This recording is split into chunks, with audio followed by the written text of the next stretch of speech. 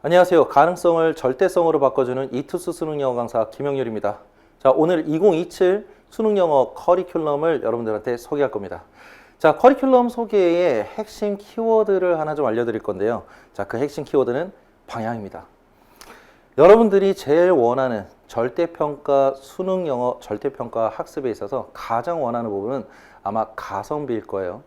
자, 이 가성비를 위해서 필요한 두 가지가 있는데, 하나는 수능 영어에 대한 방향성, 또 하나는 여러분들의 노력의 방향입니다.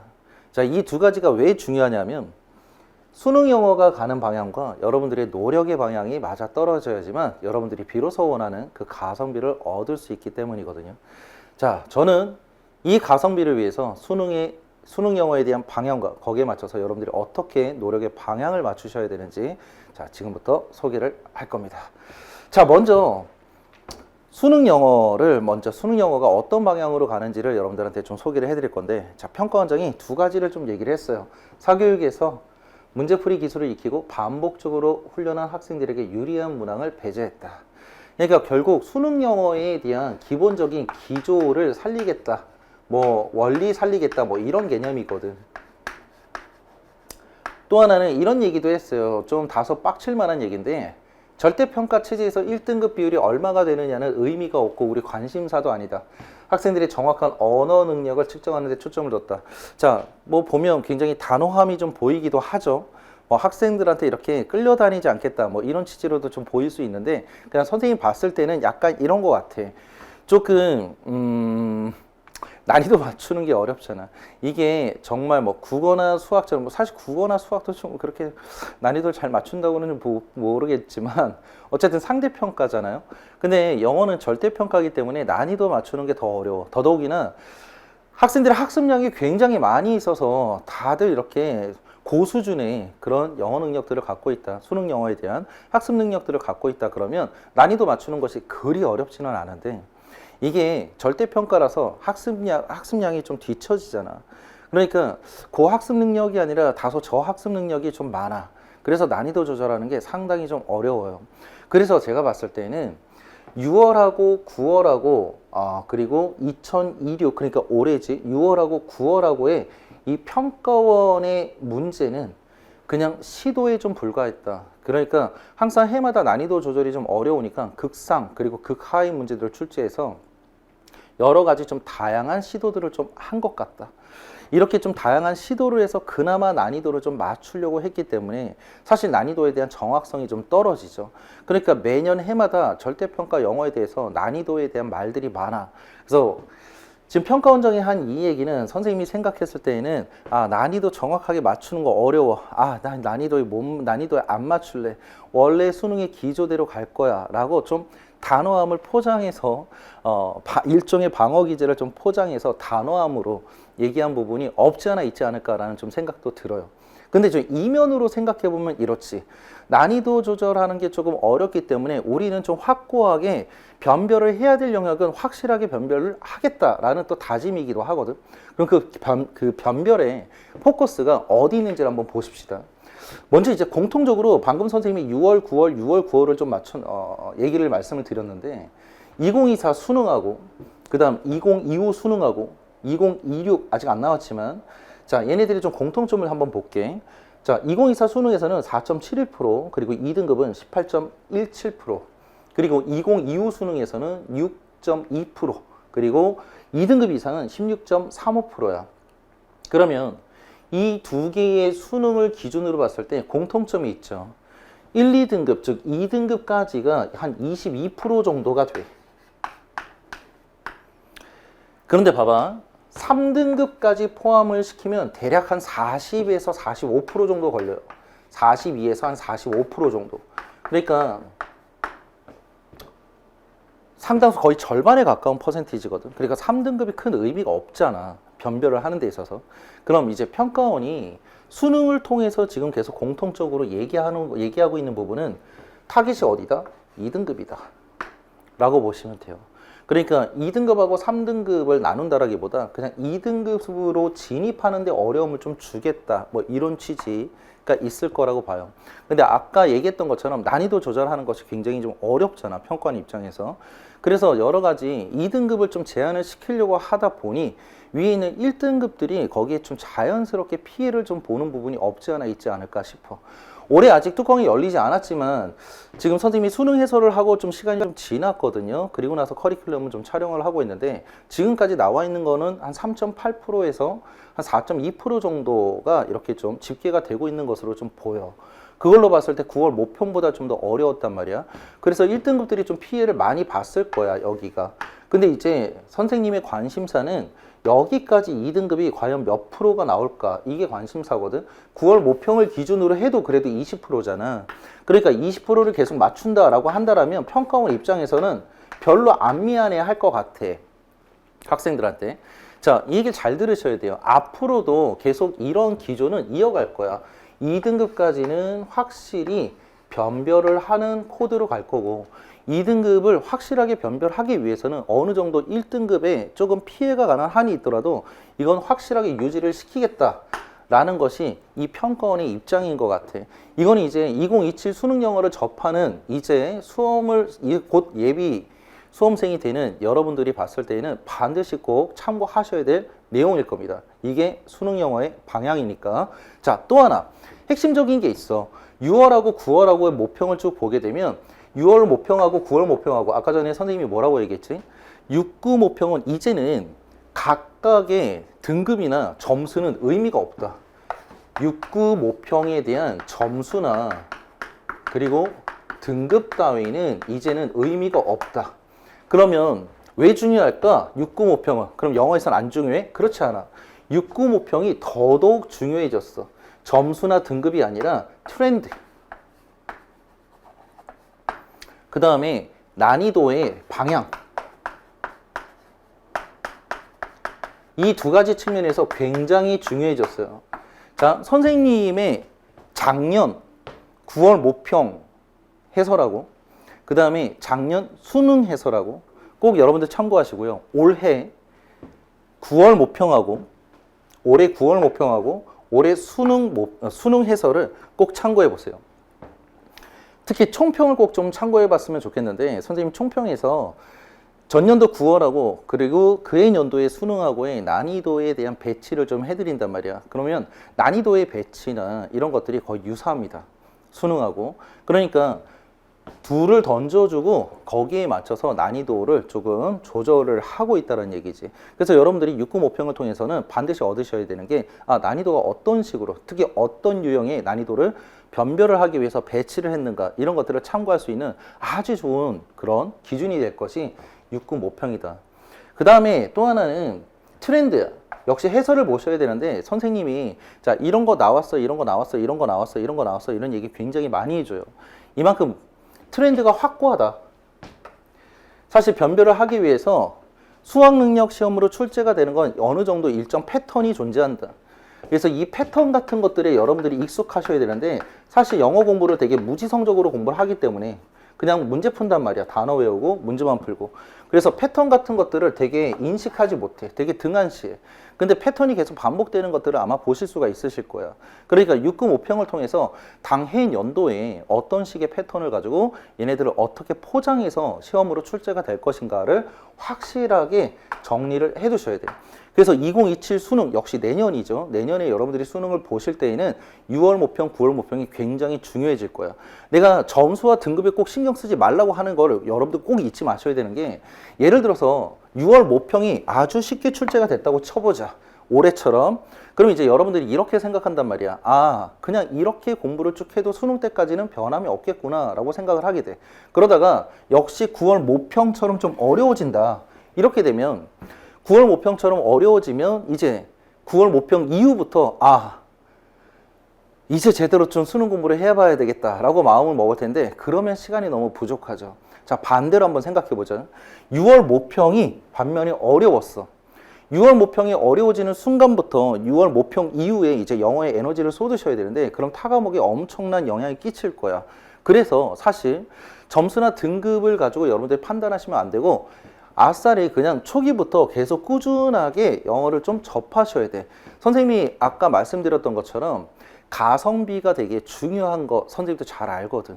되게 많은 시간을 투자하라는 얘기가 아니야. 되게 꾸준하게만 잘 투자를 하시면 돼. 그래서 여러분들이 이제 수능을 준비하실 때에는 이 두 가지를 꼭 반드시 염두하신 상태에서 1년에 수능 영어에 대한 수험 준비를 꼭 해두셔야 됩니다. 자, 그럼 선생님은 이걸 기본으로 해서 어떻게 여러분들이 노력의 방향을 잡아 가셔야 되는지를 지금부터 설명을 좀 드릴 거야. 일반적으로 학생들은요, 구문학습해.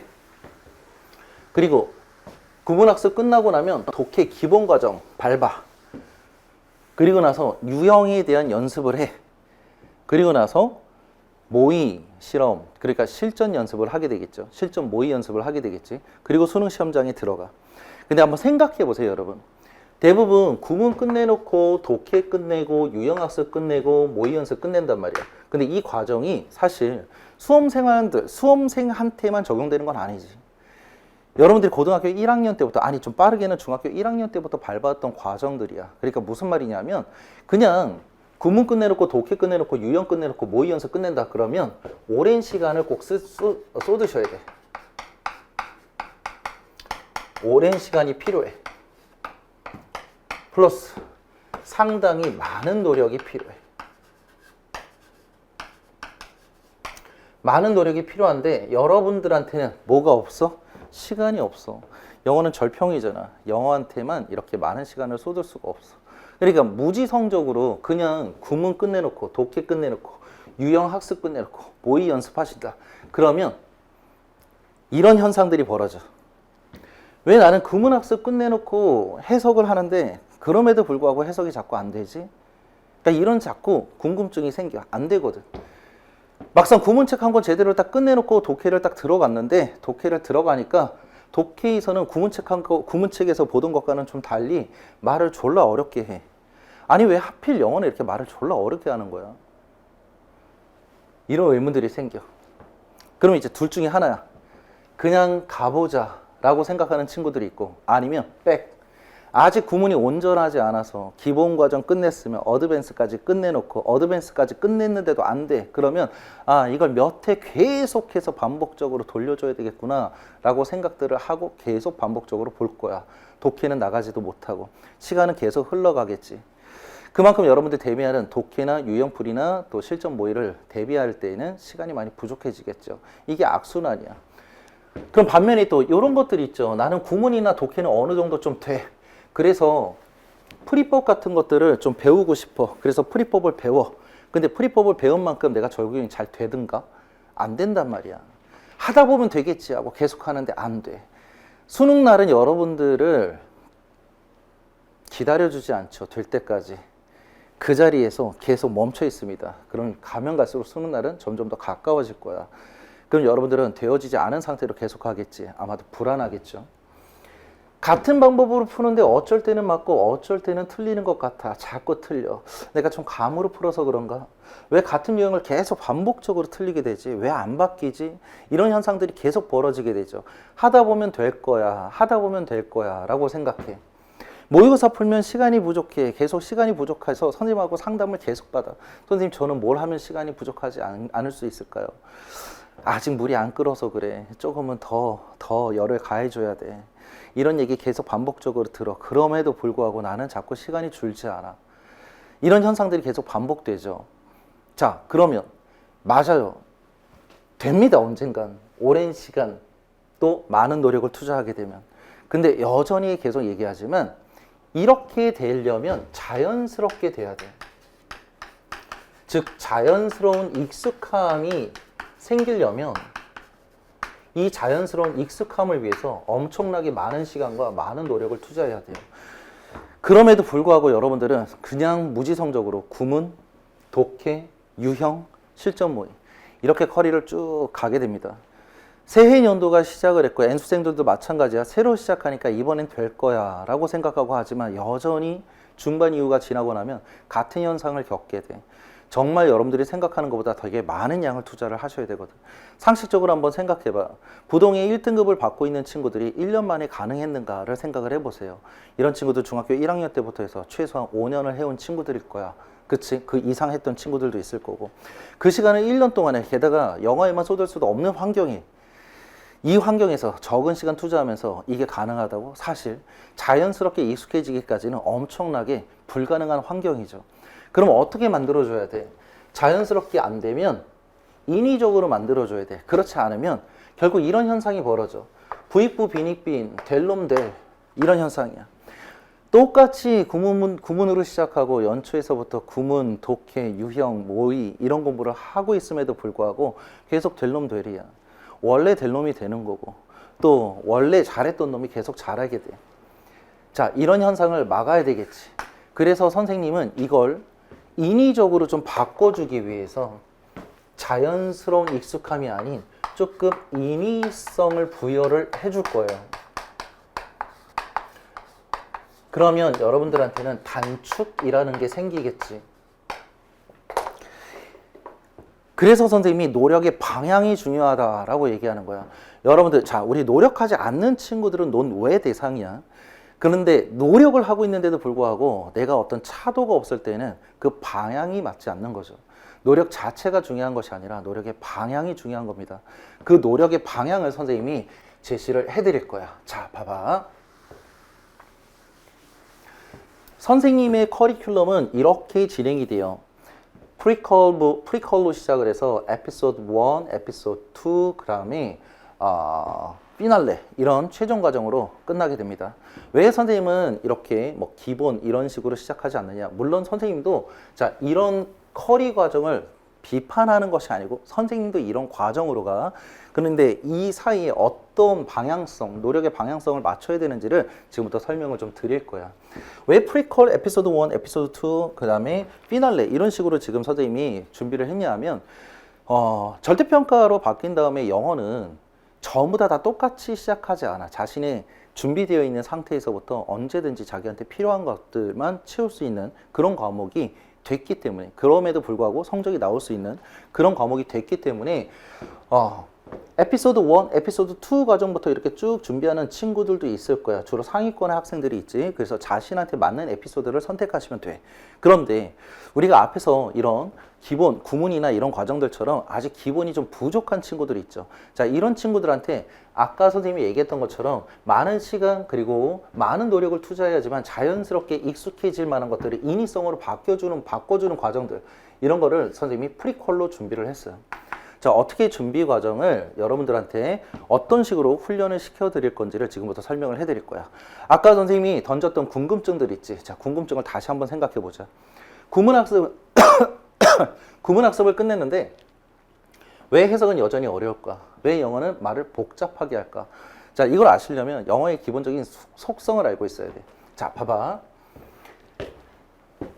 영어의 속성은 이래, 이만큼의 레인지야. 근데 이게 영어라면 수능 영어는 요만큼이거든.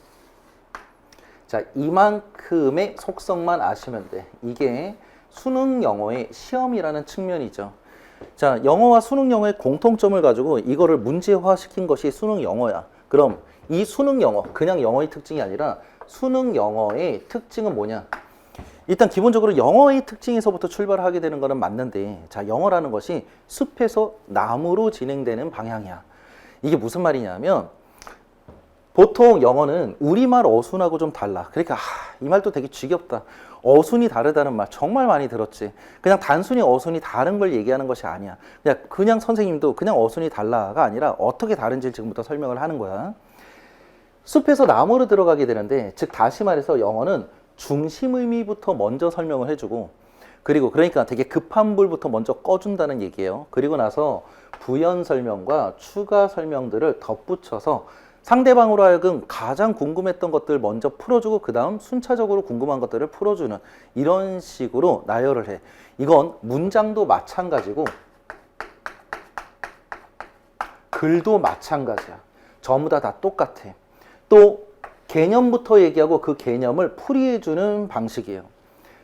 자, 보통 여러분들이 수능 영어 지문들을 한번 봐봐. 올해 출제된 2026 수능 영어만 봐도 각 여러분들이 뭐 주제 제목이라든가 빈칸이라든가 함축 의미라든가 이런 것들의 첫 문장들을 다 보면 대부분은 주어가 어떤 개념이라든가 현상이라든가 어떤 특정 대상에 대해서 먼저 언급을 해주고 그 다음부터 걔네들을 풀어서 서술해주는 방식으로 전개가 될 거야. 이건 영어만이 갖고 있는 속성이에요. 우리말과 좀 다른 패턴인 거고. 자, 이 말은 무슨 말이냐면 영어라는 건 대부분 추상적인 거에서부터 이 추상적인 걸 풀어주는 구체적인 원리로 진행이 된다는 얘기야. 아까 얘기했던 것처럼 일단 상대방으로 하여금 급한 불부터 먼저 꺼주고 그 다음에 순차적으로 나머지 것들을 풀어서 꺼주는 그런 어순이라고. 결국엔 뭐야? 문장이나 글이나 같은 원리가 있어. 어떤 궁금증이 생기면 그 궁금증을 먼저 풀어주고 거기에 대한 해답을 해주면서 전개를 해나가는 방식이 바로 영어의 방식이야. 그럼 여러분들이 왜 이런 현상들이 벌어질까? 나는 구문 하나 뗐는데 왜 안 돼? 왜 나는 이런 복잡한 말을 하는데 왜 안 돼? 일단 첫 번째, 뭐가 없어? 궁금증이 없어. 영어는 네가 궁금해할 만한 걸 풀어주는데 네가 궁금증을 갖지 않아. 그러면 당연히 말하는 사람의 방향과 보는 사람의 방향이 다르겠지. 그래서 이해가 안 되는 거야. 그러면 내가 어떤 궁금증을 가져야 될까? 이런 것들이 필요하겠죠. 그 궁금증을 제시를 해드릴 거야. 네가 어떤 게 궁금할까 봐 이런 걸 던져주는 거야. 하는 것들을 원리를 좀 설명을 해드릴 거예요. 복잡하지 않아. 무슨 뭐 수학의 원리나 과학의 원리나 이런 것 같지 않아. 그래서 언어는 되게 단순해. 그래야 의미 전달이 가능하잖아. 자, 이런 원리를 여러분들한테 꼭 설명을 해드릴 거고요. 그 다음에 두 번째 특징이 있어. 자, 두 번째, 이런 것들도 있지. 왜 영어는 말을 복잡하게 할까? 아까 얘기했던 것처럼 중심 의미부터 얘기를 하고 혹은 개념적인 것부터 얘기하고 얘를 풀어주다 보니까 이게 우리말 어순하고 좀 다르거든. 그래서 우리는 보통 이렇게 자세한 것들을 먼저 듣고 조합을 하는 원리인데 얘네들은 먼저 딱 던져주고 그 다음부터 풀어주는 어순이어서 우리가 이해가 좀 어려운 거야. 근데 보통 대부분은 여러분들이 구문이란 걸 배우게 되면 번역기처럼 배우죠. 그래서 우리말로 일단 다 풀어놓은 다음에 다시 우리말 방식으로 이걸 이해하려고 하니까 잘 안 되는 거야. 또 하나, 문장 개념으로만 공부를 하면 또 안 돼. 문장 개념으로만 공부하면 문장 안에서 독립적인 문장 안에서만 중요한 부분하고 지문 속에서 실제로 쓰였던 그 문장 안에서의 중심 중요한 정보가 다를 경우가 있어. 자, 조금 막연하지. 다시 한번 얘기해 줄게. 자, 문장 하나만 딱 봤을 때에는 중심 의미가 되게 중요한 의미로 쓰이는 것 같은데 독해 안에서는 오히려 부연이나 추가적인 부분들이 더 중요한 정보로 쓰일 때가 있다고. 그러니까 독립된 문장을 학습하는 거하고 글 속에 속해 있는 문장을 학습하는 거하고 분명히 다르고 달라야만 한단 말이야. 근데 여러분들은 거기에 대한 연계 과정을 별로 그리 신경 쓰지 않아. 그렇기 때문에 봐도 뭐가 중요한지 뭐가 덜 중요한지 구분이 안 되는 거야. 자, 이런 문제점은 누가? 선생님이 해결을 해드릴 거예요. 자, 그러면 기본적으로 작가가 여러분들한테 던져주는 그런 메시지를 우리는 형태적 논리어라는 영어의 속성을 통해서 받아들일 거야. 자, 영어는 논리어야. 아니 뭐 국어는 논리어가 아닌가? 그게 아니라 형태적 논리어라고. 자, 봐봐. 영어하고 국어하고는 이래. 영어하고 국어하고는 일단 기본적으로 논리는 같아. 그런데 표현이 다르죠. 자, 학생들이 어려워하는 두 번째 이유인데 보통 영어를 가지고 논리적으로 해석을 할 때 여러분들은 완전히 무에서 유를 창출하는 것처럼 배워. 그러니까 이게 더 많은 시간을 필요로 하게 되고 더 많은 노력을 필요로 하게 돼. 그래서 정말 많은 걸 접했을 때 자연스럽게 익숙해져야지만 이게 다 하나가 되는 거야. 표현이 다르다지. 이게 다 하나가 돼버리는 거야. 근데 이거를 이렇게만 끌어올리면 돼. 여러분들은 영어와 국어가 논리가 동일하다는 개념을 먼저 이해를 하시고, 자, 국어에서 이렇게 표현하는 논리를 영어에서도 똑같으나 표현은 이런 식으로 하는구나 라고 여러분들이 이미 알고 계시는 그 논리를 끌어만 내시면 되는 거거든. 선생님이 그거를 잡아드릴 거야. 그러니까 영어는 형태어라고 얘기했지. 우리말에서 논리적 파악은 맥락으로 파악해. 그게 엄청난 차이야. 근데 영어는 형태로서 이미 벌써 논리를 얘기를 해준다고. 그러니까 이게 시그널을 먼저 보내준다는 거야. 야, follow me 한단 말이지. 야, 예를 들어서 while 하고 시작해, although 하고 시작해, when 하고 시작해. 접속사죠. for 뭐 이렇게 전치사, in 이런 전치사, 접속사, however, 연결어 이런 것들은 전부 다 논리적 기제들인 거야. 이런 것들이 여러분들한테 시그널을 보내주는 거야. 즉 야, 이 표지판 보내줄 테니까 이 표지판 보고 잘 따라와 라고 얘기하는 거지. 결국에 우리가 문장 해석이라는 개념은 길을 찾아가는 과정하고 똑같다. 길을 찾아가는 과정이랑 똑같다.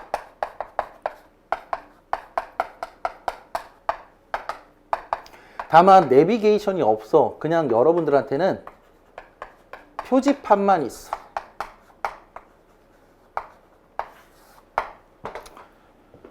자, 요즘에는 다 내비가 있잖아, 운전할 때. 그치? 그래서 내비를 보면 운전자가 아니어도 어느 길로 가야 되는지 알아. 근데 영어는 그게 없다는 거야. 문장 해석도 그렇고, 지문을 읽어 나갈 때도 그렇고, 문제를 풀 때도 마찬가지고.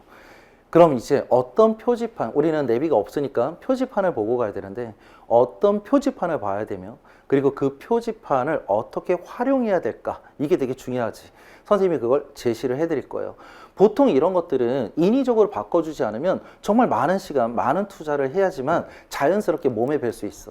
하지만 우린 그럴 시간이 없죠. 자, 이걸 어스템이 어떻게 해결을 해줄 거냐면 일단 팁스 시리즈로 해드릴 거야. 이 팁스가 선생님의 수업에 선생님 커리큘럼 중에서 시그니처에 해당해. 뭐 많은 학생들로 하여금 많이 인정받았던 그런 커리큘럼이기도 하고 또 GPT도 극찬한 그런 수업이기도 해요. 특히 팁스 에센스가. 자, 팁스 에센스 과정은 뭐 이래. 자, 문장에서 논리적 표현들을 배워요. 논리적 표현들을 배워서 실제로 독해할 때 어떻게 논리적으로 해석을 해야 되는가 이런 것들을 좀 배우게 돼. 또 더불어서 이런 논리적 표현들을 우리의 목적은 이거잖아. 문제를 잘 풀기 위해서. 자, 그럼 문제를 잘 풀려면 우리가 정보라는 것들을 볼 줄 알아야 되는데 출제자가 여러분들이 보기를 원하는 정보가 있어. 그러면 출제자들은 그런 정보를 어떻게 설정할까? 이걸 알고 봐야 되잖아. 문장 안에는 이런 논리적 표현들이 있고 논리적 기제들이 있는데 출제자가 이 논리적 표현들을 어떻게 정보화해서 실제 독해에서 어떻게 쓰이는가까지도 연결을 시켜줄 거야. 다시 말해서 막연하게 글을 보는 것이 아니라 독해를 하는데 각각 유형에서 이 논리적 표현들이 어떻게 쓰이는가 이런 것들을 설명하는 이 과정이 팁스 에센스야. 그러니까 여러분들이 많은 시간, 많은 노력들을 투자해야 될 걸 그렇게 해서 자연스럽게 익혀야 될 걸 인위성을 부여를 해주겠다고. 그래서 단기간에 좀 잡을 수 있게끔. 그래서 팁스 에센스를 마치시게 되면 역시 반대로 팁스 the first experience 과정을 좀 겪을 건데 말 그대로 첫 경험이야.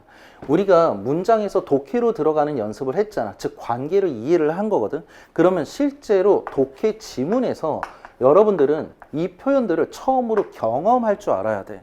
그래서 반대로 독해 지문으로 하여금 제대로 내가 배웠던 문장들을 실제로 볼 수 있는가, 즉 논리적 표현들을 볼 수 있는가 없는가를 훈련하는 과정이 Tips the First Experience다 라고 생각하시면 돼요. 그래서 선생님은 문장만 가르치지 않아 문장이 실제로 독해 유형으로 특히 그 문장 안에서 작가의 습관성 논리적 표현들이 어떻게 정보화 되는지를 유형을 통해서 보여드릴 거예요. 이게 팁스 에센스 과정입니다. 자, 이 과정을 거치시면 여러분들은 구문을 끝내고 나서 바로 독해에 적용되는 것들을 좀 경험하게 될 거고, 그리고 말이 복잡해도 의미를 금방 받아들이는 그런 훈련을 자연스럽게 하게 될 거야. 물론 아주 쉽지만은 않아. 중간중간에 좀 어려워하는 친구들도 있어. 처음부터 끝까지 다 어려운 건 아니야. 좀 어려울 수도 있어. 근데 이렇게 얘기할게. 어려운 게 아니라 익숙하지 않은 거야.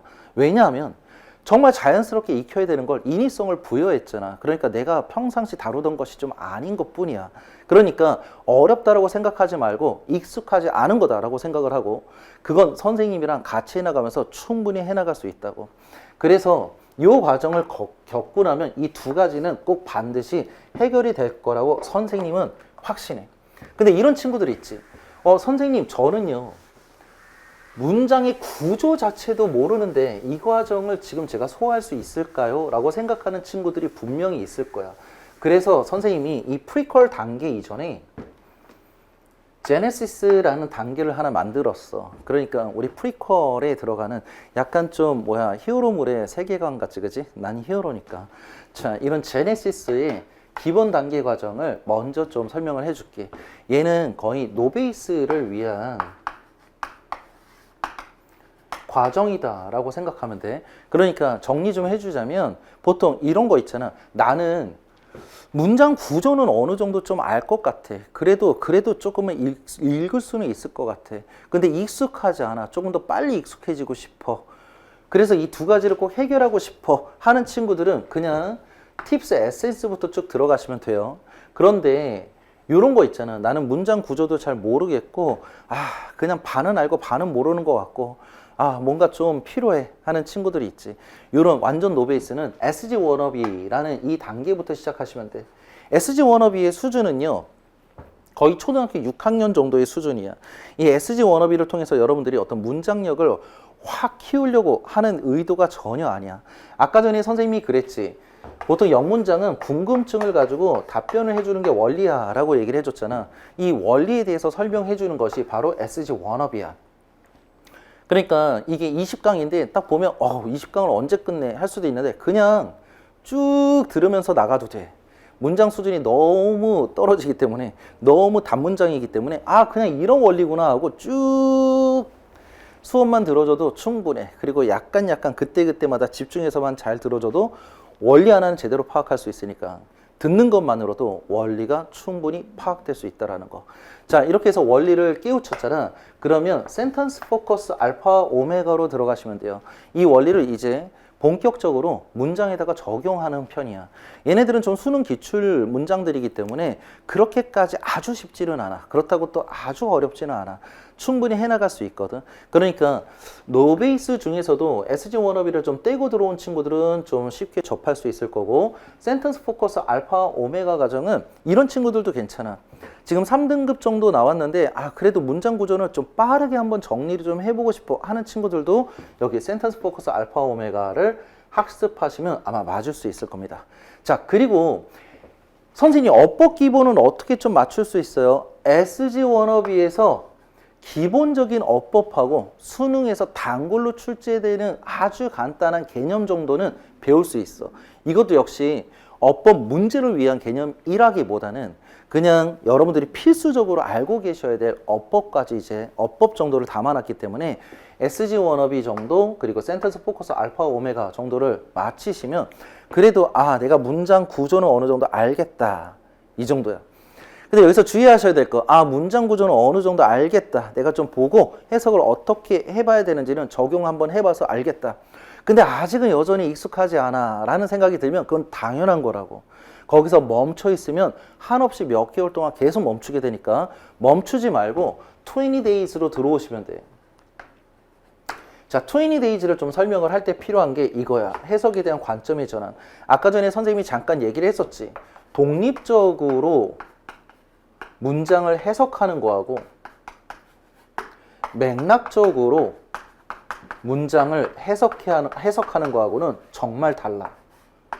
그래서 여러분들이 구문을 3-4번씩 반복해서 들어도 막상 지문 들어가면 해석이 안 되는 이유가 이런 거야. 목적 자체가 다르니까. 각각 독립된 문장을 해석하는 건 단순하게 내용만 이해하면 되는데 맥락적으로 해석하는 거는 작가의 의도를 파악할 수 있어야 돼. 작가는 자신의 의도를 먼저 던져주고 거기에 대해서 부연 추가하는 것들을 지문에서 명백하게 보여주거든. 아까 얘기했던 것처럼 지문 안에서는 중심 의미가 더 중요할 수도 있고 반대로 부연 추가 의미가 더 중요할 수도 있어. 우리 입장에서는. 글을 쓴 사람보다 받아들이는 우리 입장에서는. 그렇기 때문에 그래서 의미, 작가 의도로 파악하는 연습을 실질적으로 빨리 해주는 것이 여러분들이 수능 영어를 보다 더 탄탄하게 빨리 시작하는 과정이다 라고 생각을 하셔야 됩니다. 선생님이 20days에서 그걸 해드릴 거야. 즉 맥락 해석이라는 거를 직독직해로 좀 보여줄 거거든. 지문 안에서 직독직해는 이런 식으로 적용할 수 있어야 돼 하는 것들을 20days로 좀 잡아드릴 거예요. 근데 이 20days는 한 20개 정도 지문밖에 안 돼. 그래서 하루에 한 지문만 봐도 돼. 자, 지금 이 과정은 노베이스하고 3등급인데 3등급에서 오랫동안 머물러 있을 것만 같은 친구들 있잖아. 이런 친구들이 한 번쯤은 정리할 거라서 그냥 하루에 한 지문 되게 부담 없이 할 수 있다고 아주 간단하게 할 수 있을 거야. 대신에 선생님은 수업을 굉장히 꼼꼼하게 해줄 거고 훈련식으로 해줄 거야. 그래서 20days로 한 거야. 근데 이 의도를 따라오셔야지 여러분들이 만약에 20days를 쭉 들으실 때 그냥 20일이면 하루에 5개씩 들으면 그냥 쭉쭉 금방 끝내겠네 라고 생각하고 쭉 달리시면 훈련 전혀 안 되겠지. 그러면 이제 다시 백이야. 돌아가셔야 되는 거야. 그러면 안 된다고. 이거는 그냥 20일을 좀 지켜가세요. 조금 더 익숙하다 그러면 뭐 적어도 2강 정도씩은 들어도 상관이 없지만 그래도 기본적으로 하루에 1강 정도로 한 지문씩 끝내시는 걸 기본으로 하셔서 학습하시면 돼요. 그럼에도 불구하고 얘네들을 마무리하는 데에는 2달 정도야. 와, 되게 오래 걸리네 라고 생각할 수도 있겠지만 여러분들 이 2달이면요. 여러분들이 보통 중학교 1학년 아니 중학교 1학년까지도 가지 말자. 중학교 3학년, 고등학교 1학년, 고등학교 2학년, 3년이라는 시간 동안 영어가 오랜 시간을 투자해서 또 많은 노력을 투자해서 자연스럽게 익혀져야 되는 기간이라고 한다면 이 3년의 시간을 2달로 줄여준다라고 생각하시고 학습하시면 돼요. 그럼 3년 동안 해서의 그 유창함이 2달 만에도 생깁니까? 그렇지는 않는다고. 하지만 이 2달 동안 여러분들이 그렇게 몇 년을 걸려야지만 자연스럽게 익숙해질 걸 어느 정도는 크게 잡아줄 수 있을 거라고 나는 확신하니까. 자, 이 과정을 노베이스는 반드시 행하시도록 하세요. 자, 노베이스 과정을 맞추셨고 그 다음에 기본적으로 여기 팁스 에센스하고 팁스 the first experience를 맞추신 친구들은 바로 독해로 들어가셔야 돼요. 근데 여기서 하나 의문이 있지. 선생님 여기 관점의 전환이라는 알파 오메가는 뭡니까? 이거는 아마 선생님이 1월 달에 현장 강의로 좀 진행이 될 것 같은데 예상은 6강에서 한 9강 정도 지금 예상이야. 지금 이렇게 중심을 좀 잡고 있는 과정이라서 얘는 문장, 어휘, 문장, 그리고 독해, 그리고 문제풀이가 수능이 원하는 건 이런 거야. 즉 다시 말해서 지금 선생님이 설명하고 있는 이 모든 과정들에 대한 관점을 다 수능 영어에 맞춰주는 그런 아주 간단한 수업이다라고 생각하고 오픈하면 선생님이 또 홈페이지에 올릴 테니까 여러분들이 이거 간단하게 보셔서 기본기가 좀 부족하고 3등급 정도에 있는 친구들이다. 그러면 이 관점의 전환 알파 오메가를 통해서 가성비 있는 마치 여러분들이 수능 학습에 내비게이션을 단 것처럼 하나를 쭉 들으시면 훨씬 더 효과가 있을 거예요. 자, 이렇게 해서 여러분들이 이런 문장력에 대한 것들을 해결을 하셨다라고 한다면 이제 이런 거. 자, 좋아. 나는 이제 에피소드 1, 에피소드 2 이런 거 하고 싶어. 그런데 막 이런 거 있잖아.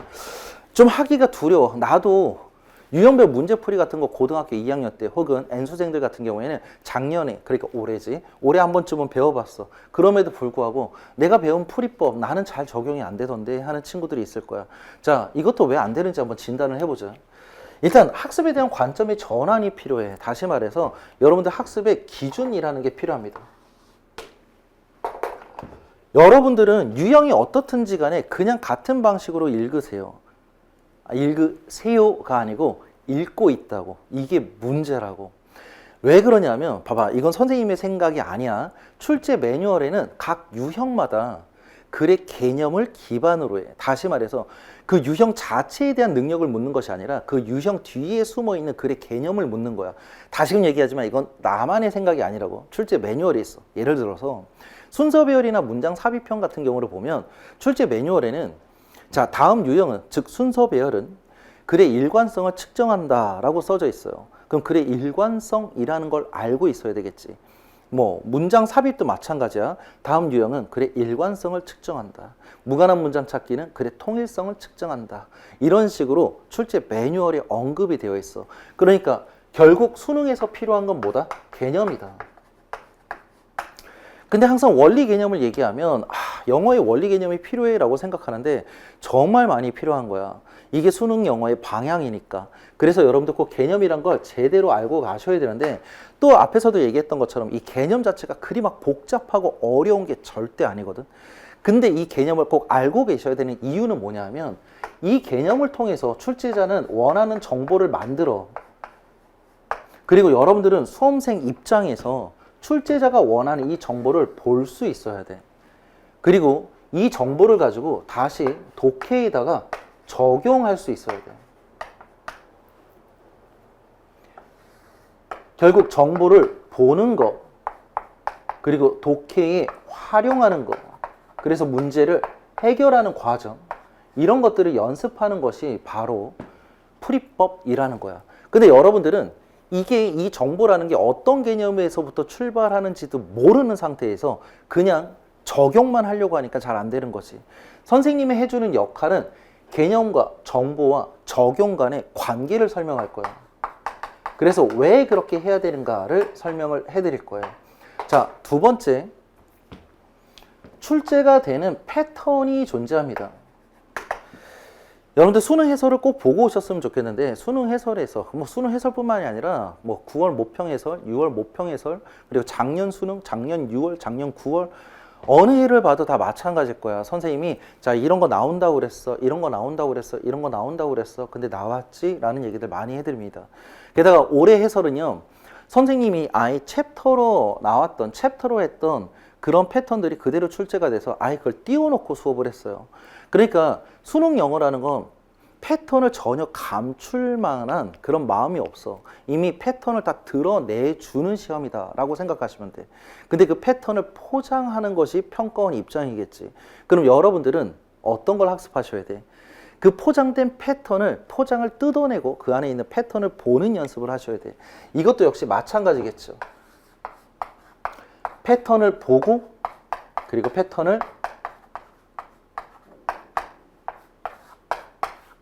활용하는 연습을 하셔야 됩니다. 근데 그럼에도 불구하고 안 되실 거야.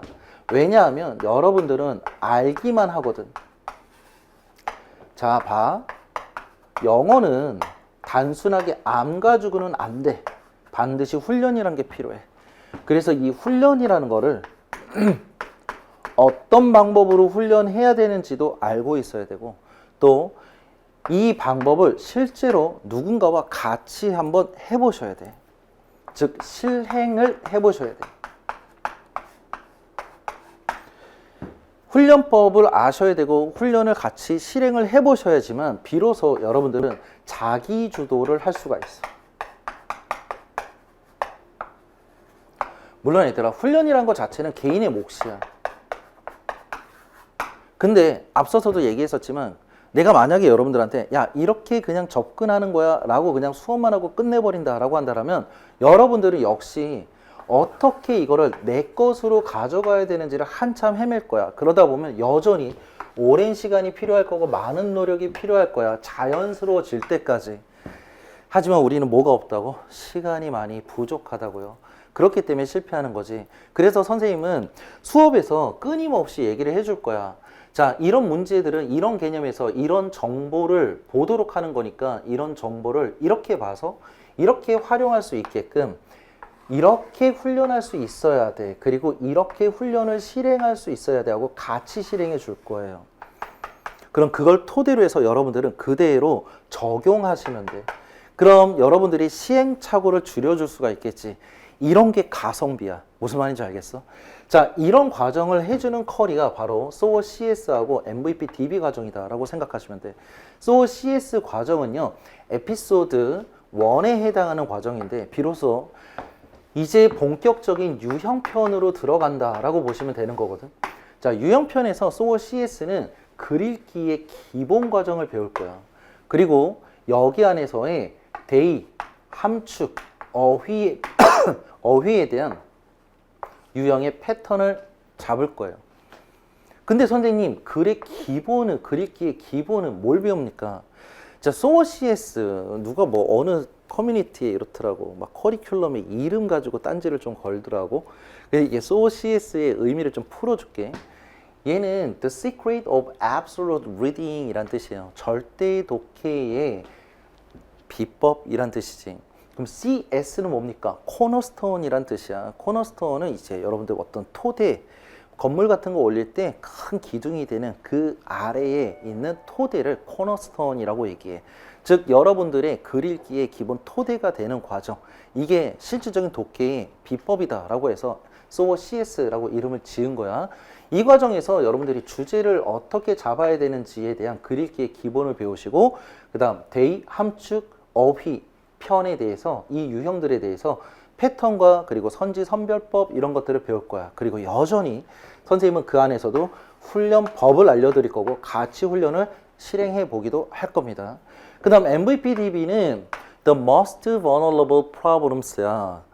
즉 여러분들이 가장 취약한 유형들, 순서, 삽입, 빈칸이겠죠. 자, 이게 결국 우리가 시험을 보는 데 있어서 전쟁, 그러니까 승부처가 되는 거지. decisive battleground라고 얘기해.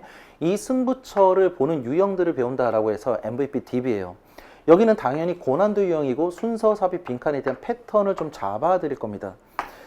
역시 이 패턴도 원리와 즉 개념과 함께 더불어서 이 패턴을 왜 출제하는가 출제원들이 이것까지도 설명을 좀 드릴 거고요. 이때도 역시 마찬가지로 같이 훈련법을 좀 알려드릴 거고 같이 훈련을 실행해서 여러분들이 자기주도적으로 이걸 따라할 수 있게끔 그렇게 수업을 해드릴 거야. 그러면 이제 여러분들은 시행착오를 또 줄여서 이런 과정으로 가장 핵심이 되는 고난도 패턴들을 섭렵할 수가 있겠죠. 이러면 이제 조각 모음이 되는 거거든. 그러면 이제 여러분들은 어떤 궁금증이 또 생길까? 아니 그래 알겠어. 막 배운 대로 알겠어. 근데 그럼에도 불구하고 이제 배운 방법으로 계속 푸는데 자꾸 어쩔 땐 맞고 어쩔 땐 자꾸 틀려. 아 그래도 여전히 감으로 풀어서 그런가? 라는 의구심이 자꾸 생기고 아니 왜 이 유형은 끊임없이 맞지를 않아. 계속 반복적으로 왜 자꾸 틀리는 거야? 라고 생각이 좀 들 거야. 그리고 모의고사 같은 거 풀면 왜 이렇게 항상 시간이 부족하지? 이건 뭐 끊임없는 의문이지, 그치?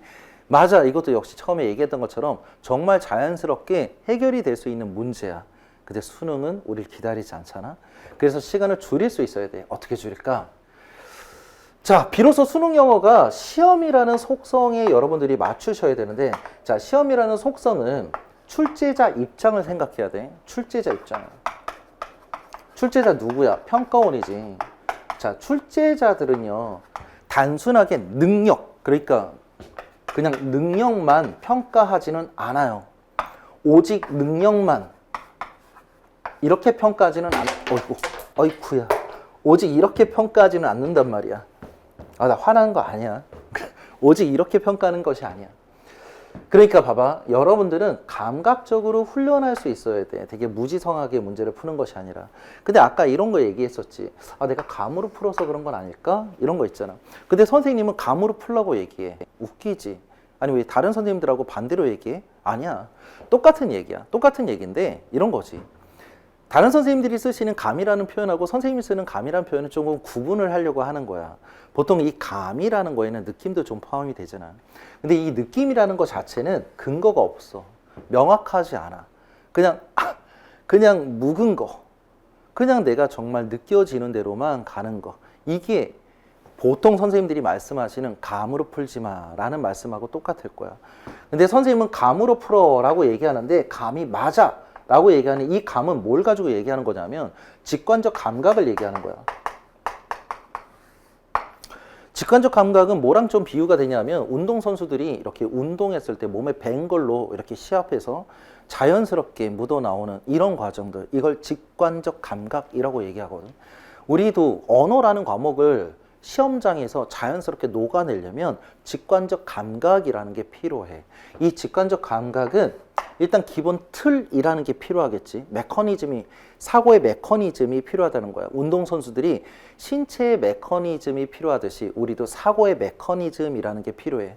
명확한 근거가 있어야 되고 이 근거가 반복을 통해서 체화가 되어야 되는 것이 바로 그래서 몸에 배게 되는 것이 직관적 감각이야. 이런 직관적 감각을 훈련할 수 있어야 돼. 그건 이제 아까 선생님이 얘기해 준 것처럼 그래서 더 이상 문제풀이가 아니라 훈련이다 라고 강조하는 것이 바로 이런 이유야. 그래서 선생님이 수업에서 훈련을 자꾸 강조해서 아마 현장 수업을 여러분들 같이 들을 텐데 현장 학생들하고 계속 훈련하면서 이렇게 수업하는 것들을 여러분들도 실제 현장에 있는 것처럼 생생하게 들으실 수가 있으실 거예요. 또 훈련할 수가 있을 거야. 그 다음에 아주 중요한 부분인데 습관성 인지 수용 유도라는 게 있어. 이게 참 재밌는 게 출제자 입장에서는 단순하게 능력만 평가하는 게 아니다 라고 얘기했지. 여러분들이 문장을 읽으면 문장을 읽을 때, 지문을 읽으면 지문을 읽을 때, 선지를 선별할 때, 또 선지를 선별할 때, 같은 말이네. 선지를 선별하는 경우. 자, 이런 경우들 전부 다 인지를 할 때 습관성으로 인지를 하게 되는 경우들이 있어. 근데 이게 좋은 습관이면 괜찮은데 악습관으로 인지를 하게 되는 경우들이 있어. 근데 이걸 누가 잘할까? 출제원들이 너무나 잘 알아요. 이런 식으로 글을 읽겠지. 이런 식으로 이 문장을 해석하겠지. 이 단어를 이렇게 생각하겠지. 이 선지를 여기에만 집중해서 보겠지. 라고 학생들이 뭔가를 인지하고 받아들일 때 어떤 악습관을 갖고 있는지 너무나 잘 안다고. 그런 습관성 인지, 수용, 인지적으로 습관적으로 받아들이는 것들을 평가원은 고의적으로 유도해요.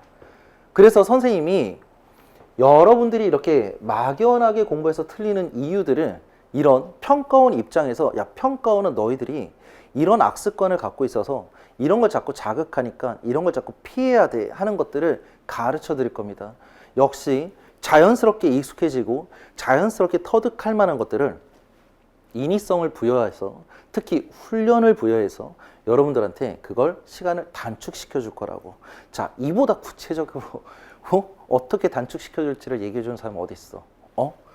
이런 과정에서 해드릴 거예요. 코너스톤하고 디사이시브 배틀그라운드에서. 자, 코너스톤 과정은 1에서 30번, 41에서 45번. 디사이시브 배틀그라운드는 31에서 40번. 여러분들이 잘 알고 있는 자, 승부처니까 순삽빈이 들어가 있는 구간이겠지, 그치? 앞에서 소울 CS나 MVP DB가 유형편이었더라면 얘는 구간편이야. 자, 이 구간으로 훈련을 시켜드리는 이유가 첫째는 이래. 첫째는 일단 학생들이 1에서 45번까지 70분 동안 이렇게 여러분들이 시간을 운영해서 문제를 풀다 보면 자연스럽게 나도 모르게 앞부분에서 자꾸 시간을 많이 쓰게 돼. 아, 이러지 말아야지 라고 하는데 나도 모르게 그렇게 돼. 이거는 인간 심리야. 봐, 여러분들 배터리 되게 100%까지 남아있어. 그러면 좀 여러분들도 모르게 조금은 좀 낭비하게 되는 부분들 없지 않아 있지. 그런 거야. 아니 그렇잖아. 나이 지금 10살이야. 되게 낭비하고 살잖아. 하루하루를. 나이 지금 80, 90 되신 분들이 하루하루 되게 소중하실 수 있지. 아니 심지어 나 같아도 지금 하루하루가 되게 소중해 얘들아. 자, 이런 심리거든. 그러니까 여러분들 그런 심리가 다 마음속에 있어. 지금 1분부터 70분까지 되게 많은 시간이란 말이야. 그래서 초반에 여러분들도 모르게 시간을 좀 낭비하는 부분이 있어. 이런 거 어떻게 해야 돼? 강제적으로 조금 차단을 시켜줘야 돼.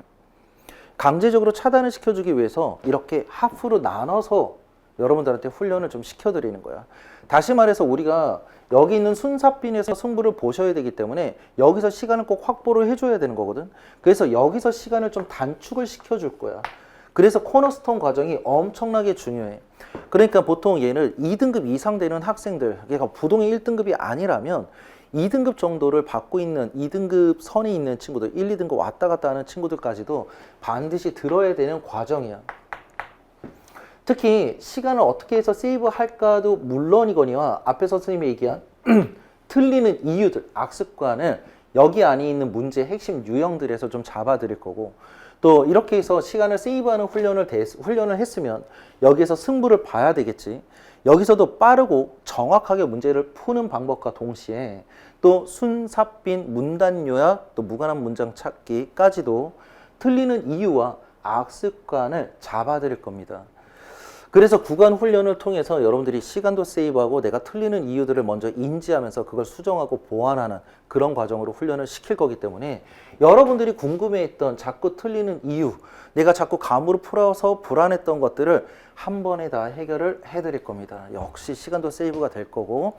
자, 그 다음에 이 과정이 다 마무리가 되고 나면 마지막에 FC 히어로 레거시라는 과정으로 마무리를 해드릴 거예요. 자, 이 과정은 올드 앤 뉴야. 앞에서부터 쭉 배웠던 것들을 올드라는 개념으로 보면 여기에서 총 다 핵심 유형들의 최종 패턴들을 좀 한꺼번에 정리를 하면서 수업을 좀 해드릴 거예요. 물론 패턴들을 다 문제로 달아드릴 수는 없잖아. 근데 선생님이 유사 패턴 하나 좀 나왔을 때 거기에 해당하는 패턴들을 다시 한번 쭉 정리를 해드리는 시간이 좀 될 거야. 그래서 수능 시험장에서 여러분들 이런 거 우리가 배웠던 패턴이다 라고 빠르게 인지할 수 있게끔 그렇게 훈련시켜 드릴 겁니다.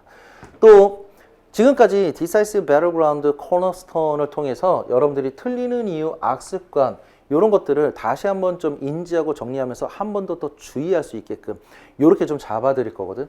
자, 이런 모든 과정들은 얘들아 그냥 한 끗 차이야. 한 끗 차이. 선생님이 말하는 이 한 끗 차이를 절대 잊어버리면 안 돼. 이 한 끗 차이라는 거.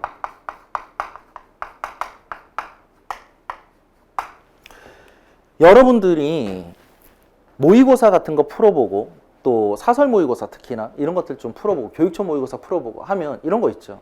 내가 정답을 알고 있어도 좀 잘 이해가 안 가는 문제들이 반드시 있을 거야. 그런데 이런 거 있잖아. 평가원 문제 같은 것들은 평가원 6월 모평이나 9월 모평 그리고 수능 문제 이런 것들은 어느 정도 공부가 되어 있는 친구라면 정답을 다 아는 순간부터 아 맞아 라고 하는 경우가 되게 많아. 뭐 해설서 보지를 않고 뭐 내가 모르는 단어 일일이 다 찾아보지 않아도 아 맞아 하는 경우가 있거든. 항상 둘 중에 하나잖아. 답은 둘 중에 하나일 때 그냥 내가 이쪽으로 가야 될 걸 그냥 이쪽으로 간 거잖아. 그게 한 끗 차이거든. 이 한 끗 차이를 해결을 하면 10에서 15점 정도가 상승이 돼. 그럼 미니멈 10점, 맥시멈 15점 정도가 상승이 되는 거야. 그러면 보통 한두 등급이 올라갑니다. 미니멈 한 등급, 맥시멈 두 등급도 올라가는 등급들이 있겠지.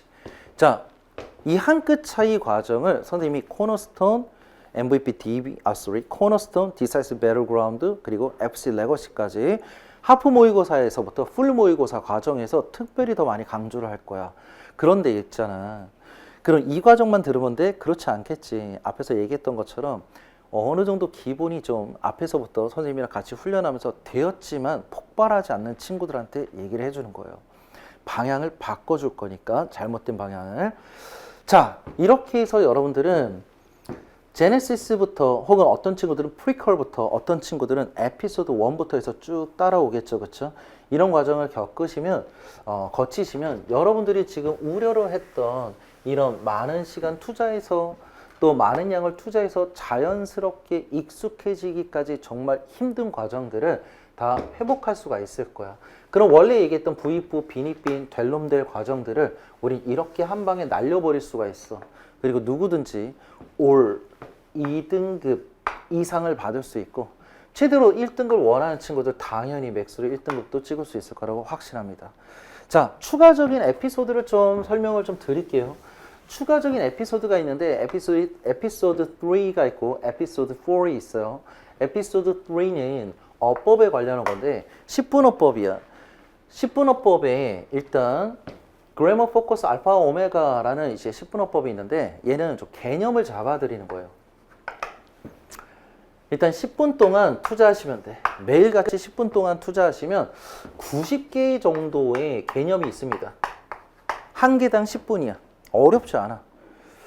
SG 워너비를 통해서 노베이스도 SG 워너비를 통해서 가장 기본인 어법 정도를 떼고 오셨으면 충분히 이해할 수 있게끔 설명을 해드릴 겁니다. 그냥 10분 투자하시면 돼. 그냥 10분 투자하시면서 쭉 보고 계속 반복적으로 익히시면 10분 동안 하나의 개념씩을 좀 뗄 수 있을 거예요. 부담이 없지. 그리고 나서 Just 10 minutes for grammar라는 이제 실전편이 있을 거예요. 자, 그래머 포커스 알파 오메가가 개념이야. 실전 어법 개념. 얘는 어법 실전 적용에 해당하는 겁니다. Just 10 minutes for grammar도 역시 10분 동안 하게 돼요. 이때부터는 출제자의 의도가 뭔지, 그래서 그 의도에 맞춰서 독해처럼 어법도 마찬가지란 말이야. 어떻게 적용을 하시고 어떻게 체화를 하셔야 되는지를 설명을 드릴 거고 독해처럼 훈련을 해드려요. 그러니까 쭉 듣는 동안에 자연스럽게 여러분들이 몸에 익힐 수 있게끔 계속 똑같은 얘기를 지겹도록 반복합니다. 매일 10분 동안. 그거 아우 지겨워 하지 말고 계속 하셔야 돼. 왜 선생님이 어법을 10분이라도 투자해서 자꾸 학습을 하라고 얘기하냐 하면 최근의 어법은요 다 정답률이 60%대 70%대 하고 높다는 얘기는 이제는 어법은 어느 정도 맞춰라 라고 하는 주는 그런 개념들이야. 근데 이 어법이 문법하고 좀 달라. 문법은 여러분들이 내신 공부할 때 배웠던 그 방대한 양이거든. 어법은 그 방대한 양에 꼭 필수적으로 우리가 의사소통하는 데 있어서 반드시 알고 있어야 되는 그런 개념들만 추출해서 뽑아내는 것이 어법이야. 그렇기 때문에 사실 나오는 것만 나오게 돼. 그래서 엄청난 학습을 이제는 더 이상 필요로 하지 않아. 그래서 하루 10분씩만 잘 투자하셔도 그래서 이 두 과정만 마스터 하셔도 그냥 수능어법은 점수 하나 먹고 들어가는 거다. 심지어 빈칸보다 더 쉬운 것이 수능어법이다 라고 생각을 하셔야 됩니다.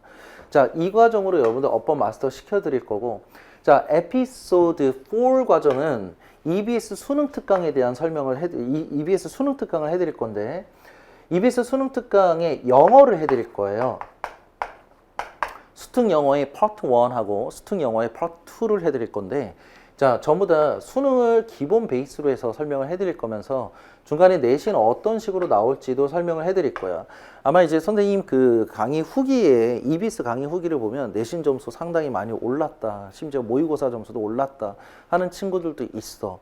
그러니까 EBS 수능 특강 통해서 특히 노베이스한테 조금 더 많이 추천하는데, 수능의 기본을 좀 잡고요, 동시에 내신도 좀 잡아가시기를 좀 바라겠습니다. 그리고 EBS 수능 특강 영어를 어떻게 활용하시면 도움이 되냐면, SOCS나 MVP, DB 같은 거 할 때 확장 개념으로 병행해서 학습하시면 훨씬 더 효과가 있을 겁니다. 물론 선생님이 EBS도 수업하면서 학습법에 대해서 많이 강조를 해드릴 거야. 자, 이런 개념으로 이제 에피소드를 마무리를 하셨으면, 자, 얘를 이제 여러분들이 어떤 식으로 많이 잘 훌륭하게 운영을 하셔야 도움이 되는지를 아주 간단하게 설명을 해드릴게. 자, 잘 들어야 돼, 지금부터. 물론 이제 상위 등급이다 그러면 그냥 여러분들 여기서 필요한 거 아까 얘기했던 것처럼 딱 따다가 나한테 도움이 될 만한 것을 들으시면 돼. 그런데 지금 정상적으로 한 3등급 정도이거나 아니면 2등급인데 순차적으로 쭉 밟아갈 거예요 하는 친구들, 이런 친구들은 이제 운영을 어떻게 해야 되는지 잘 들어. 특히 3등급에서 허덕이거나 노베이스들은 정말 잘 들어야 돼. 시기별로 선생님이 어떤 식으로 공부를 해나가야 되는지, 그리고 무게중심을 어디에 둬야 되는지, 이걸 좀 간단하게 정리를 해드릴 거야. 자, 먼저 앞에서 선생님이 얘기했었던 SG 워너비하고 센턴스 포커스 알파와 오메가 있죠. 요 과정하고 20 days, 요거 이제 빨리 끝내셔야 되고, 20 days는 12월에 촬영 들어갑니다. 되게 많은 촬영으로 쭉쭉쭉쭉 해드릴 거니까 아마 금방 하실 수가 있으실 거야. 자, 이렇게 해서 빨리 노베이스를 좀 탈출하셔서 프리퀄로 들어오시게 되시면, 대체적으로 프리퀄 과정은 좀 1월 달에 시작을 할 거고, 선생님도 현장 수업을 1월 달부터 팁스 에센스를 시작을 할 거기 때문에, 물론 이제 여기 관점의 전환부터 시작을 해서 팁스 에센스, 팁스 퍼스트 익스피리언스를 나가게 될 거예요. 근데 이때 선생님은 다른 거 전혀 못하게 하거든. 뭐 독해 기출 풀고 이런 거 전혀 못하게 할 거야. 물론 지금은 잘 들어야 돼. 3등급하고 4등급 이하의 학생들이 중점적으로 듣기를 바라고 하는 얘기야. 이 학생들 지금 초반부터 기출부터 푸는 것이 아니라 그냥 이 과정 이렇게 쭉 순차적으로 따라오시면 되거든. 이렇게 따라오는 프리퀄 기간 동안에 일단 여러분들 어휘의 양을 최대한 많이 늘리세요. 뭐 그냥 워마 같은 거 다 집에 한 권씩 있잖아. 어휘책 그냥 딱 한 권만 때려도 돼. 수능 보기 직전까지 딱 한 권만 때려도 돼. 괜찮아. 독해 어휘가 더 중요한 거니까 어휘책은 워마 한 권만 딱 떼면 돼요. 이거 가지고 자, 이 프리퀄 끝나는 과정까지 미니멈 5회, 맥시멈 10회 돌려보도록 연습하세요. 자, 이거 연습 충분히 할 수 있어. 선생님이 그 공지사항 쪽 보면 홈페이지에 그쪽에 보면 어휘학습 어떻게 해라 라고 해서 써놨거든. 외우지 말고 읽으세요 라고 해서 써놓은 부분들이 있어. 내가 그냥 영상으로 좀 찍어놓은 것도 있긴 있는데, 그냥 글을 좀 읽으시면 훨씬 더 수월하게 많이 참고가 될 거야. 좀 더 자세하게 써놨으니까. 그래서 그거 참고하시면서 어휘를 최대한 많이 읽으세요. 어휘를 많이 읽으시면서 어휘량을 단기간 동안에 빨리 급증을 시키시는 게 급선무야. 뒤쪽으로 갈수록 어휘책에 에너지를 쏟을 수 있는 시간이 많이 없어.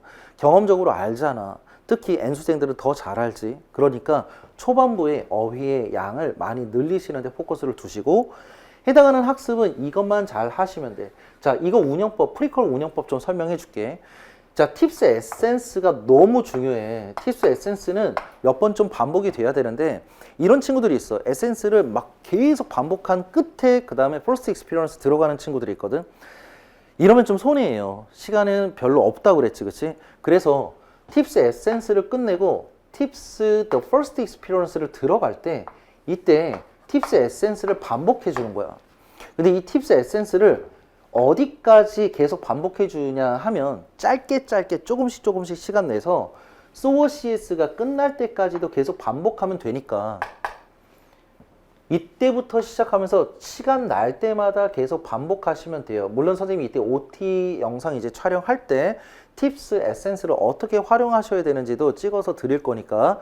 그리고 선생님이 거기에 대한 인덱스도 좀 줄 거야. 그래서 First Experience 들어갈 때 얘를 어떤 식으로 참고해야 되는지도 선생님이 파일로 드릴 거니까 그거 참고해서 같이 병행하시면 훨씬 더 효과가 있습니다. 물론 공부는 얘를 중심으로 해서 얘를 활용하는 식으로 공부를 하셔야 되는 거고, 소어 CS 들어가실 때도 역시 소어 CS를 중심으로 해서 팁스 에센스를 반복해 가시면 됩니다. 시간 날 때마다. 물론 얘네들끼리도 어느 정도 개념과 적용이 계속 맞물리는 것들이 있을 거야. 그래서 선생님이 계속 반복해 라고 얘기하는 거거든. 계속 올드 앤 뉴야 얘들아. 했던 거 계속 반복해 주면서 새로운 거에 계속 적용하는 개념으로 가셔야 돼. 그래서 반복과 적용이 연계가 되는 학습만 잘 되어주면 엄청나게 많은 문제를 풀지 않아도 정말 금방 늘 수 있으니까 믿고 해봐. 자, 소어 CS가 끝나고 나면 MVP DB 들어가겠죠. 이때가 중요하다 얘들아. MVP DB가 들어갈 때에는 이때는 이제 소어 CS를 반복해 주는 거야. MVP 들어갈 때 소어 CS를 반복해 줘요. 이걸 어디까지? 자, 코너스톤 들어갈 때까지. 자, 코너스톤 들어갈 때 소어 CS도 계속 반복을 해주고 MVP DB까지 반복을 해줄 수 있는 친구들은 이렇게 반복해서 들어가도 괜찮아. 자, 이게 안 된다 그러면 순차적으로 계속 조금씩 반복해줘도 나쁘지 않아.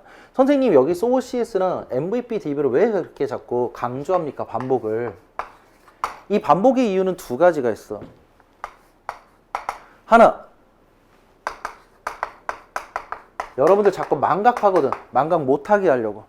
여러분들은 순서배열 배웠어. 그러면 순서배열 되게 잘 알아. 문장 삽입형 배웠어. 순서배열 다 까먹어. 문장 삽입형 이제 좀 풀만해. 순삽빈 배워. 앞에서 배웠던 함축, 의미, 주제, 어휘, 제목 이런 거 푸는 거 또 다 까먹어. 이런 거 망각하지 말라고. 두 번째는 이쯤 되면 이제 모평이 있을 거란 말이야. 6구 모평에서 내가 배웠던 것들을 써먹어야 될 거 아니야. 그래서 이 두 개를 MVP DB 나갈 땐 소어 CS를 같이 병행해서 망각하지 않고 둘 다 대비가 될 수 있게끔 코너스톤 들어갈 때 MVP DB 이런 것들을 계속 반복하면서 적용할 수 있게끔 Decisive Battleground가 아마 9월 모평이 끝나고 난 다음 진행이 될 걸로 선생님은 예상이 돼. 자, Decisive Battleground 요거 들어갈 때 소어 CS와 MVP DB를 다시 한번 반복해 주는 거야. 그럼 결과적으로 아주 중요한 포인트가 이거지. 계속 반복이 되고 있는 거는 팁스 에센스, 그리고 소어 CS, MVP DB 이런 것들이 계속 반복이 되는 걸 알 수가 있을 거야. 자, 수능 영어 해설 꼭 보시라고 했죠. 보시면 소어 CS에서, MVP DB에서, 그리고 팁스에서 배웠던 것들, 이런 것들이 수능 영어에서 엄청나게 많이 적중을 했어. 근데 학생들이 기억을 못할까봐 나는 너무 걱정됐거든. 매년 걱정돼. 그러니까 이걸 기억하는 게 중요한 거고, 또 실제로 처음 보는 지문에서 이것들을 포장을 뜯어내고 패턴을 드러내도록 자꾸 연습을 하시려면 일단 얘네들이 좀 체화가 돼야 돼. 근데 무식하게 이거 몸에 뵐 때까지 계속 반복하고 새로운 거 나가고 이러면 안 된단 말이야. 항상 뭐라고? old and new라고. old and new야. 계속 반복과 새로운 것들에 대한 적용을 되게 유유적절하게 나눠서 해주셔야 돼요. 이렇게 해주시면 새로운 문제를 꾸준하게만 풀어줘도, 많은 양의 문제를 풀어주지 않고도 꾸준하게만 잘 풀어줘도 충분히 여러분들 원하는 등급 나오실 수가 있어. 자, 요 소어 CS나 MVP DB 들어갈 때 앞에서 선생님이 얘기했던 에피소드 4인데 미안해. EBS는 에피소드 4이죠. 에피소드 4를 가지고 EBS 수특영어 파트 1, 수특영어 파트 2를 같이 병행하시면 도움이 될 거고, 자, 10분씩 시간 투자하실 수 있다. 밥 먹을 때, 자기 전에 언제든 상관이 없어. 교재 보고하면 좋은데 기본기가 좀 있으시면 뭐 교재 안 보고도 뭐 해도 그럼 좀 안 되겠구나. 문제를 좀 풀어야 되는 시간들이 있으니까. 어쨌든 에피소드 3 과정에서 그래머 포커스 알파 오메가 요거 just 10 minutes for grammar를 그냥 수능 끝날 때까지 계속 쭉 보시면 돼요. 계속 쭉 보시면 돼요. 하루 10분씩 투자해서 반복적으로만. 그냥 짬날 때마다. 선생님이 농담 삼아 얘기하는데 화장실 들어갈 때 같이 들고 들어가지만 마. 그것만 빼면 나머지는 언제든지 10분 동안 활용해서 충분히 여러분들 것으로 만들 수가 있으니까 꼭 그렇게 하시고. 그 다음에 이제 중요한 부분이 이 부분이야. 코너스톤 들어갈 때쯤 됐을 때 MVP, DB랑 소워 CS 이렇게 맞추고 나면 코너스톤, 디사이시브 배틀그라운드고 얘네들 반복하는 것만으로도 상위권은 좀 충분히 도움이 될 수 있거든. 근데 이제 상위권이 아닌 친구들 같은 경우에는 막 이렇게 막 잡을 듯 말 듯한 단계가 온단 말이야. 아 근데 내가 이게 조금 더 선생님의 훈련이 좀 필요할 것 같아. 그래서 이들을 위해서 MVP, DB가 끝나고 코너스톤 들어갈 때쯤에 스피노프 과정으로 트레이닝 캠프를 열 거야. 자, 트레이닝 캠프 첫 번째는 주제 제목 오픈할 거고, 그 다음에 어휘장문, 그 다음 순서 삽입, 그 다음 빈칸. 이렇게 트레이닝 캠프를 열 건데, 물론 얘네들은 이것만 들으면 좀 도움이 안 될 거야. SWOT CS나 MVP에 대한 수업이 좀 되어 있지 않은 친구들은 무슨 말인지 모를 거거든. SWOT CS나 MVP, DB를 들었다는 전제에서 진행을 할 거고, 얘네들은 정말 순수하게 훈련으로만 나갑니다. 자기주도가 좀 어려운 친구들, 뒤에서 훈련이 조금 더 필요한 친구들을 선생님이 수업에서 같이 훈련을 해줄 거야. 그래서 몸에 좀 자연스럽게 뵐 수 있게끔. 자, 지문 공략부터 선지 선별까지. 자, 이런 것들을 오답 소거까지 이런 것들을 같이 훈련을 좀 시켜 드릴 거니까 이 과정, 코너스톤하고 디사이시브 배틀그라운드 과정까지 여러분들 같이 스피노프의 트레이닝 캠프에서 유형별로 하나씩 뽀개시다 보시면 보다 더 확신을 가지고 문제를 좀 대비할 수 있을 겁니다. 자, 이것들을 중간중간에 선생님 OT 그리고 수업 때 시간을 어떻게 운영해야 되는지까지도 설명을 드릴 겁니다. 그래서 어떻게 해드린다고? 자연스럽게 익혀야만 하는 그 오랜 시간 많은 노력의 투자들을 거부하고 인위적인 거, 인위성을 만들어드려서 누구나 다 가성비라는 걸 살려서 여러분들이 적은 시간 투자해서 고효율적인 공부를 하고 원하는 등급들을 낼 수 있게끔 맞춰드릴 겁니다. 자, 이렇게 여러분들한테 이 가성비라는 것들을 어떻게 살려야 될지 구체적으로 설명한 선생은 없을 거라고 생각해. 그러니까 믿고 따라오시면, 그리고 믿고 같이 훈련하시면 어느샌가 여러분 되어 있을 거라고 나는 확신합니다. 끝으로 여러분들한테 하고 싶은 좀 얘기가 있어. 내가 한 해 같이 수업을 하다 보면 이 당연한 거고, 선생님도 공부할 때 당연했던 과정이고, 선생님도 삼수를 해서 잘 알아. 걱정이 되게 많거든. 걱정보다는 궁금증이 더 많아야 돼. 이것도 의식해야 돼. 내가 걱정이 너무 많아. 걱정이 많으면 서서히 주저앉게 돼요. 걱정이 생길 때마다 궁금증을 자꾸 가지려고 노력하셔야 돼. 그것이 무엇이든 처음에 방향을 못 잡아도 상관이 없어요. 계속해서 궁금증을 가져주시고, 걱정은 내가 할 수 없는 것에 집중하게 되는 과정이지만 궁금증은 내가 해야 할 것에 집중하게 돼요. 자꾸 내가 해야 할 것들에 궁금증을 갖고 뭘 해야 되지? 어떻게 해야 되지? 어떻게 하면 이럴 수 있지? 어떻게 하면 나는 왜 이게 잘 왜 안 되는 거지? 어떤 부분을 잡아야지만 이게 될 수 있는 거지? 끊임없이 궁금해야 돼. 그러면 걱정과 쉽게 싸울 수가 있어. 이런 궁금증을 선생님이 Q&A 통해서 많이 해결을 해 드릴 거고, 실제로 아마 선생님의 강의 후기나 이런 것들을 보면 Q&A 칭찬이 굉장히 많이 있을 거야. 선생님은 절대 말로만 동고동락하지 않아. 내가 같이 동고동락을 할 거거든. 그러니까 이런 Q&A 통해서 여러분들한테 이런 궁금증을 자꾸 해결해주고 거기에 대한 관심도를 계속 끌고 갈 수 있게끔 내가 같이 동고동락을 해드릴 겁니다. 자, 발걸음도 지금 앞으로 나아가고 있는 나의 한 步더 나아가야 할 앞으로 나의 한 발이 없으면 결코 가야 할 길을 갈 수 없는 것입니다. 자꾸 멈춰 있지 말라는 얘기예요. 멈춰 있지 말고 자꾸 한 발 한 발 가려고 하다 보면 생각도 여러분들의 행동을 따라가게 돼. 그러니까 여러분들이 나아가면 생각도 나아가는 거고, 여러분들이 멈춰 계시면 생각도 똑같이 멈춰서 땅을 파고 들어가. 끊임없이 계속 생각할 수 있게끔 하셔야 되고, 내가 도달해야 할 목적지가 너무 멀리 있어서 잘 보이지 않을 때에 그때는 지금 나아가고 있는 내 발걸음, 그저 한 번 앞서 그 자리로부터 나아가야 할 가까운 나의 한 발에 집중했을 때 어느덧 여러분들도 모르게 그 자리에 서 있게 될 겁니다. 그리고 그 한 발 한 발 놓지 않고 꼭 붙들고 선생님이 함께 할 것입니다. 이게 동고동락이고 절대 말이 아닌 행동으로 보여드리도록 하겠습니다. 자, 어떤 강의에서든 첫 강의에서 만나보도록 하십시다.